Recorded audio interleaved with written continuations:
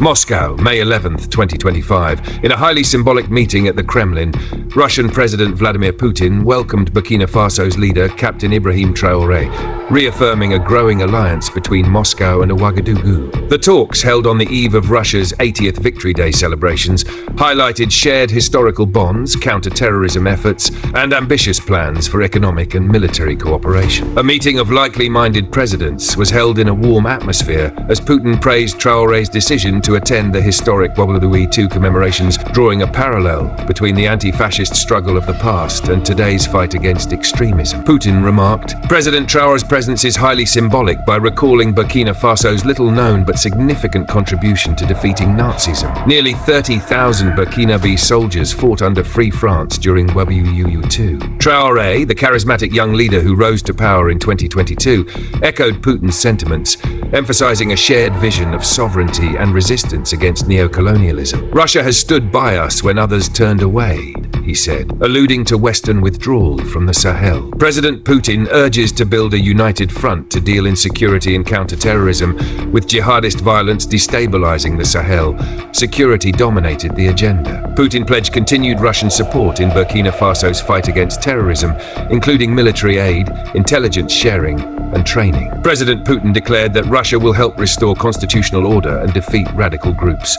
It is a clear signal that Moscow is deepening its footprint in Africa's most volatile region. This comes as Russia expands ties with the Confederation of Sahel states, Burkina Faso, Mali, and Niger, holding its first ministerial-level consultations in April. Analysts see this as a strategic move to counter Western influence while securing access to critical resources. For strengthening the foundation of the relationship, we must focus on trade, wheat, and scholarships. While economic ties remain modest, both leaders emphasized growth potential. Putin highlighted Russia's recent humanitarian aid, 25,000 tons of free wheat last year, and another major food shipment en route, a lifeline for a nation grappling with food insecurity. Education is another key pillar.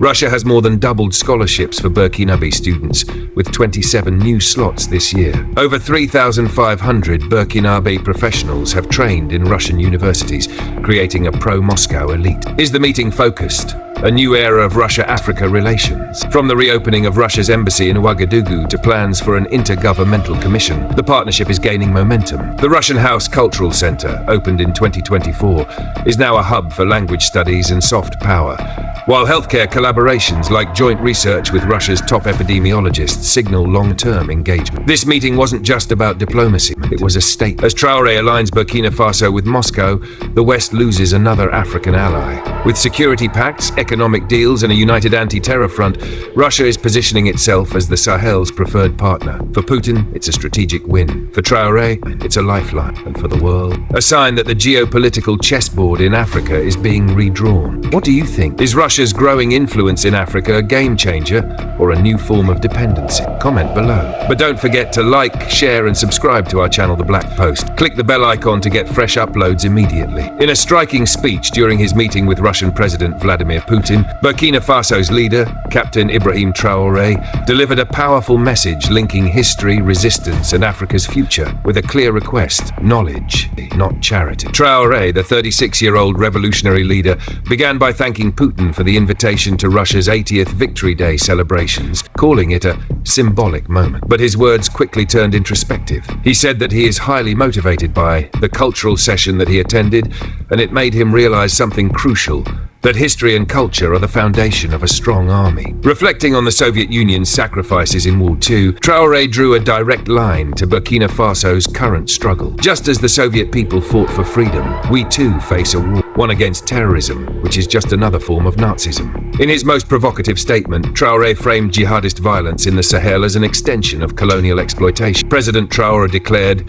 "This war isn't just about terrorism. It's imperialism. They want our land, our resources. But like Russia, we will overcome sanctions, threats, and lies. Obstacles don't stop us, they make us stronger." His words resonated with Putin's own narrative of Russia defying Western pressure, subtly reinforcing their alliance against a common adversary, the West. Many African leaders came to Moscow seeking arms or aid. Traoré's appeal was different. His request beyond weapons, he just wants education in science and technology. "We're not here to ask for handouts," he insisted. Instead, he pitched an ambitious vision, transforming Burkina Faso into an African hub for science and technology with Russia's help. More scholarships. Traoré praised Russia's educational support, but urged expansion, especially in engineering and defense technology. He offered Russian universities in Burkina Faso.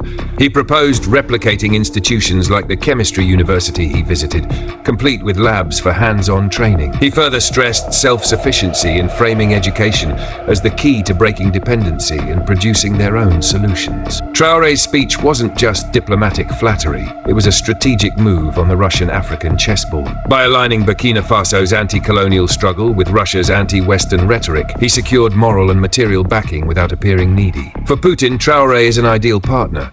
Young, defiant, and media-savvy. His call for knowledge transfer over aid also lets Russia expand influence cheaply, through education and tech, not just mercenaries and wheat. Why does this matter? Traoré's words reveal a shift in Africa-Russia ties. No longer just about Wagner Group deployments or resource grabs, the partnership is now selling something potent, a model of resistance. We saw Russia's tanks at the parade, from the T-34 to modern armor, Traoré noted. But what we need most isn't weapons, it's the science behind them. In one speech, he reframed the relationship. Burkina Faso isn't a client state, it's a student, and Russia, the teacher. Final thought. If knowledge is power, Traoré is betting on Russia to help Burkina Faso reclaim both. But will this partnership liberate Africa or swap one dependency for another? Should African nations prioritize education over military aid in fighting terrorism? Share your views below.